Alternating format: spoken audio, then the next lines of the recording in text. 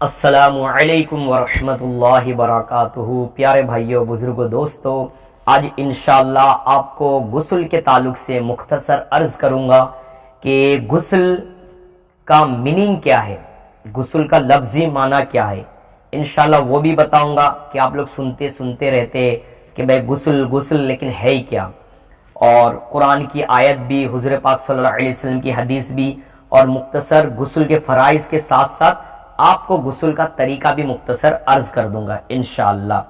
آپ سبھی کو مولانا شان محمد کے چینل پر خوش آمدید کہتا ہوں کہ آپ میرے چینل پر آئے۔ اگر آپ کو اچھا لگے ویڈیو، اسے شیئر ضرور کرنا، لیکن تھوڑا سا رک کر دیکھ لیجئے، جہاں اتنا وقت یہاں وہاں دیتے ہو اس میں بھی تھوڑا وقت دے دیجئے، علم دین حاصل کرنا فرض ہے۔ آئیے، اللہ تبارک و تعالی نے قرآن پاک میں ارشاد فرمایا، فیہ رجال یحبون ان یتطہروا واللہ یحب المتطہرین۔ اس کا ترجمہ ہے، اس میں وہ لوگ ہیں کہ خوب ستھرا ہونا چاہتے ہیں، اور ستھرا اللہ کو پاکی یعنی پسند ہے، اللہ کو پاک رہنا یہ پسند ہے، ناپاکی اللہ کو پسند نہیں ہے۔ پھر اللہ کے پیارے رسول مقبول بی بی آمینہ کے مہکتے پھول حضور صلی اللہ علیہ وسلم نے فرمایا، بنیاد دین علی النظافت، یعنی دین کی بنیاد طہارت پر ہے، پاکیزگی پر ہے۔ دین کی بنیاد سمجھتے ہو، گھر بناتے ہیں تو کیا کرتے بھائی، پہلے نیچے سے کھودتے، بنیاد رکھتے نا، ہے نا؟ تو دین کی بنیاد بھی حضور نے فرمایا، بنیاد دین علی النظافت، دین کی بنیاد نظافت پاکیزگی میں ہے۔ پھر ایک جگہ اور ارشاد فرماتے ہیں، الطہور نصف الایمان، یعنی پاکیزگی آدھا ایمان ہے۔ پھر اللہ کے رسول صلی اللہ علیہ وسلم اور ایک حدیث بیان فرماتے ہیں، انشاءاللہ وہ حدیث بھی سن لیجئے، مفتاح الصلاۃ الطہور، یعنی نماز کی کنجی طہارت ہے۔ کنجی مطلب کیا ہے بھائی؟ چابی۔ تو نماز کی کنجی کیا ہے؟ طہارت ہے۔ تو طہارت کیا ہے؟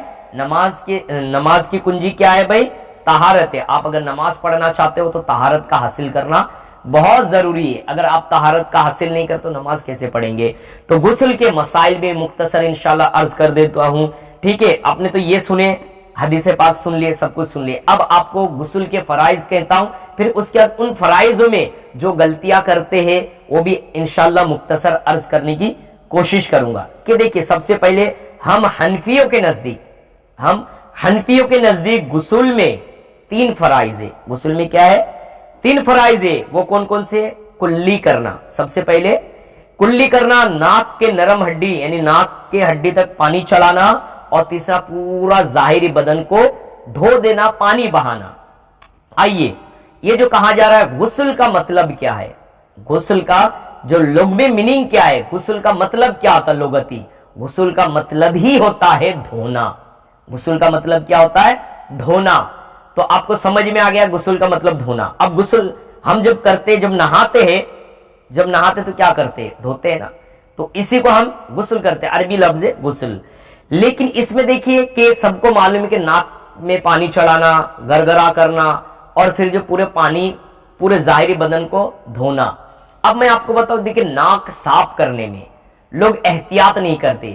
ناک کے نرم ہڈی تک پانی چڑھاؤ، پانی یوں لو اور اچھے سے چڑھاؤ ناک کے نرم ہڈی تک، اور یہاں تک کہ انگلی سے آپ ناک کے اندر جو آپ کے کچرے ہو یا سردی کی وجہ سے سوکھ جاتا ہے اس کو بھی صاف کرنا ضروری ہے، اس کو بھی صاف کرنا۔ تو اس لیے انگلی سے صاف بھی کیا کر لیا کرے، تاکہ آپ کے ناک کے اندر جو یہ سوکھا نہ رہے، کیونکہ ناک کے نرم ہڈی تک پانی چڑھانا ہے ہم کو، ناک کا بھی یعنی ناک کے اندر کا دھونا بھی یہ ہمارے لیے فرض ہے۔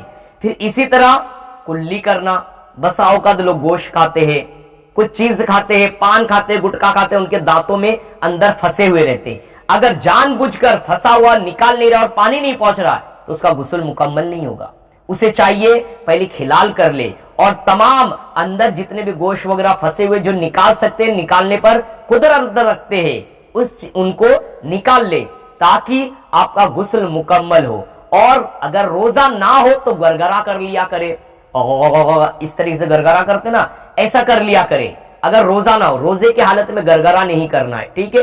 اور اتنا کلی کریے کہ پورے تمام منہ میں پانی بہہ جائے، پانی ایک دم اچھے سے چلا جائے، ٹھیک ہے؟ گٹکا کھانے والے، پان کھانے والے اور جو گوشت وغیرہ کھاتے اگر منہ صاف نہیں کرتے तो साफ करके ही गुस्ल किया करे, ठीक है।